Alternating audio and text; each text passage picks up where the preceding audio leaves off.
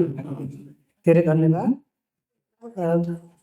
यस कार्यक्रममा उपस्थित अग्र साहित्यकारहरू र बुवा र सम्पूर्ण साहित्य अनुरागी महानुभावहरूमा श्री न्यानो अभिवादन। आज भानु जयन्तीको अवसरमा म आदिकविको प्रति हार्दिक श्रद्धासुमन पनि अर्पण गर्न चाहन्छु। र मेरो कविता चाहिँ आज हाम्रो संसारकै शाश्वत सत्य प्रेमको बारेमा रहेको छ। स्वीकार्नु होला।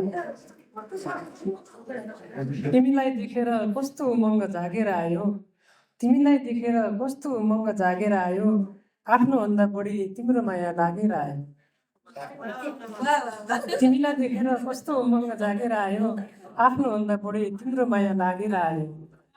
थाहा छैन खै यो भाव ठिक हो कि होइन, भेटेदेखि तिमीलाई छिन बिर्सिएको छैन। सायद प्रीति मनले दैवसित मागेर आयो, आफ्नोभन्दा बढी तिम्रो माया लागेर आयो। न खोट बोली न रूप चाल ढालमा, तिमी बसिसकी छौ मेरै हाल चालमा। चेतका पर्खाल सबै ती नागेर आयो, आफ्नोभन्दा बढी तिम्रो माया लागेर आयो। के थाहा समयले कसलाई कहाँ पुर्याउँछ, केही अर्थले नै सायद यस्तो भेट झुराउँछ। तडपिएको मन तिमीतिरै भागेर आयो, आफ्नोभन्दा बढी तिम्रो माया लागेर आयो। कि आँखाले आफ्नो मान्छे त्यसै चिन्छ, कि आँखाले आफ्नो मान्छे त्यसै चिन्छ, नत्र किन कोही मुटुभित्रै बसिदिन्छ। कि आँखाले आफ्नो मान्छे त्यसै चिन्छ, नत्र किन कोही मुटुभित्रै बसिदिन्छ। तिम्रो नजर छाती नै दागेर आयो, आफ्नोभन्दा बढी तिम्रो माया लागेर आयो। तिम्रो छवि मनको अन्तर कुनामा खेल्न पाउँछ, तिम्रो छवि मनको अन्तर कुनामा खेल्न पाउँछ।